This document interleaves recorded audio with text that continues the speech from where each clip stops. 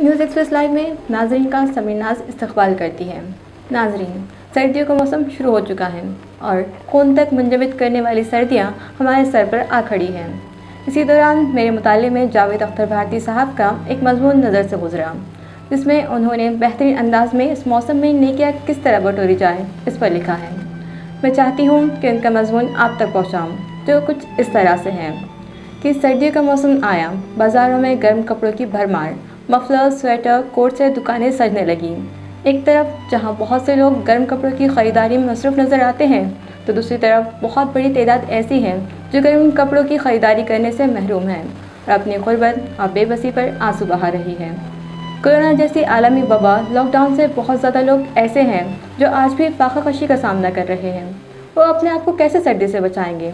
अपने बच्चों के लिए कैसे गर्म कपड़ों की ख़रीदारी करेंगे? क्या उनके बच्चे सर्दी में ठिठक कर अपनी ज़िंदगी गुजार देंगे?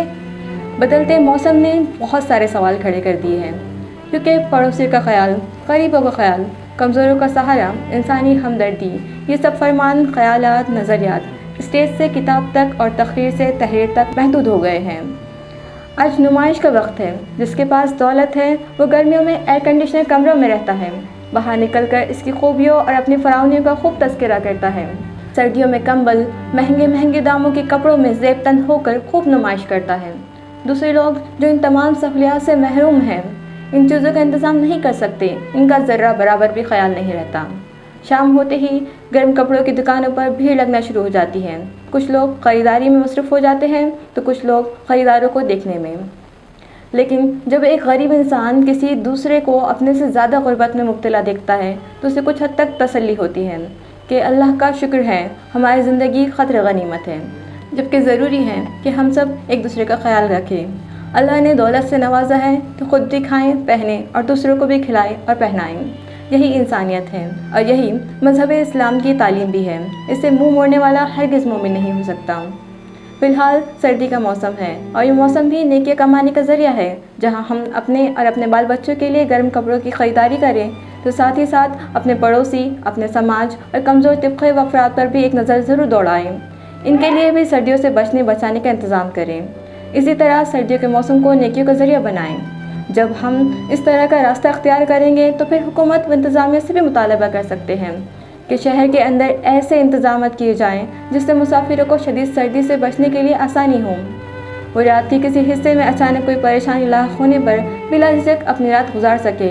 यही वक्त का तकाजा है और यही वक्त की ज़रूरत भी। लेकिन अफसोस सद अफसोस कि आज हम जितना अपने दुख से परेशान नहीं हैं, उससे कई ज़्यादा दूसरों के सुख से परेशान हैं। बयान किया जाता है कि जब रोटी और बोटी का इंतज़ाम करो तो साइज़ छोटी कर दो लेकिन तादाद बढ़ा दो।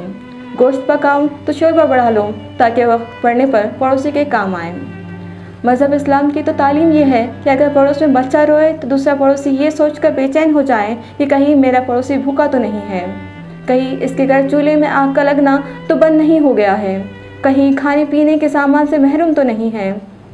और याद रखना चाहिए कि एक पड़ोसी भर पेट खाकर सो गया और दूसरा पड़ोसी फाकाकशी की बुनियाद पर, अशियाए खुर्दनोश से महरूमी की बुनियाद पर रात भर भूखा रह गया, तो फिर भर पेट खाकर सोने वाला पड़ोसी मोमिन नहीं हो सकता, भले ही इसने इशा और फजर की नमाज ही अदा क्यों ना की हो। पड़ोसी का मुकाम व रुतबा और हक़ इतना ज़्यादा है कि इसमें ज़ात, बिरादरी, मज़हब, नस्ल की शर्त भी शामिल नहीं। पड़ोसी सिर्फ पड़ोसी है।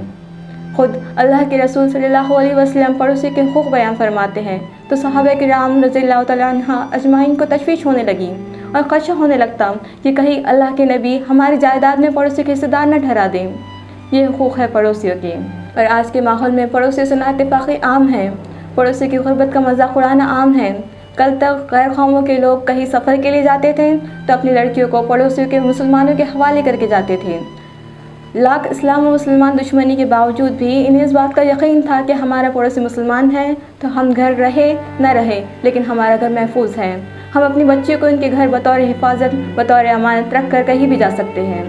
तो ये कौम मुस्लिम क़यानत नहीं कर सकती। लेकिन आज माहौल और माशरे में बुराइयाँ आसमान छू रही हैं। एक पड़ोसी की बहन दूसरे पड़ोसी से ख़तरा महसूस करती है और ख़तरा हो भी रहा है।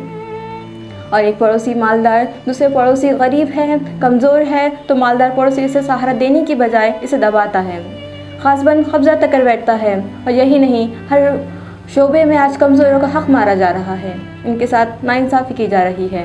یہاں تک کہ جہاں حقوق اللہ، حقوق العباد کی تعلیم دی جاتی ہے، درس و تدریس کے فرائض انجام دیے جاتے ہیں اور ان کے ساتھ ناانصافی کی جا رہی ہے۔ یہاں تک کہ جہاں حقوق اللہ، حقوق العباد کی تعلیم دی جاتی ہے، درس و تدریس کے فرائض انجام دیے جاتے ہیں، وہاں پر بھی کورونا وائرس اور لاک ڈاؤن کا حوالہ دے کر نہ جانے کتنے ایسے اساتذہ و مدرسین کو ایک جھٹکے میں مدارس درسگاہ سے سبکدوش کر دیا گیا، جو 2 سے 5,000 روپے کی تنخواہ پر درس و تدریس کی خدمات انجام دیتے تھے اور اسی 5-7 ہزار روپے میں اپنے کمرے کی کفالت کرتے تھے۔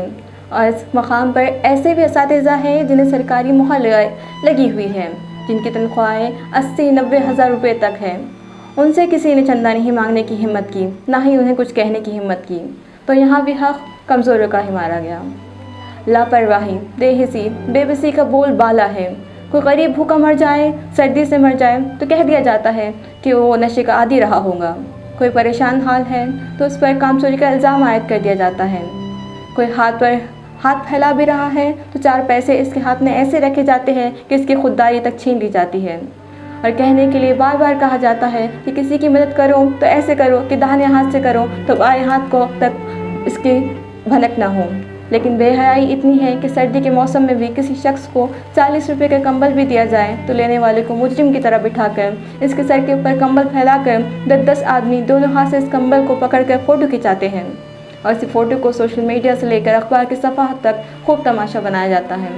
یہ کسی کی غربت کا اور لاچاری کا مذاق نہیں تو اور کیا ہے۔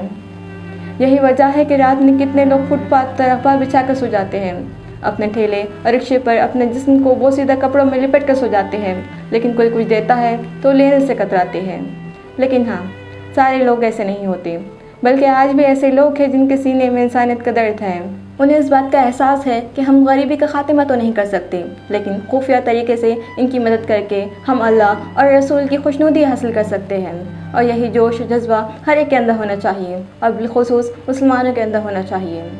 اس لیے کہ مذہب اسلام میں زکوٰۃ کا نظام ہے، اور زکوٰۃ کے نظام کے باوجود بھی کوئی بھوکا مرے تو واضح طور پہ کہا جا سکتا ہے کہ زکوٰۃ کے جو اصل مقاصد ہیں، جو فوائد ہیں، جو احکام ہیں، اس کے مطابق زکوٰۃ کی ادائیگی نہیں کی جا رہی، بلکہ اس کی اہمیت اور فضیلت کو ایک مخصوص مقام تک محدود کر دیا گیا ہے، جس کی وجہ سے اس کے اصل حقدار اس کے مخصوص عظیم الشان سہولت سے محروم رہ جاتے ہیں۔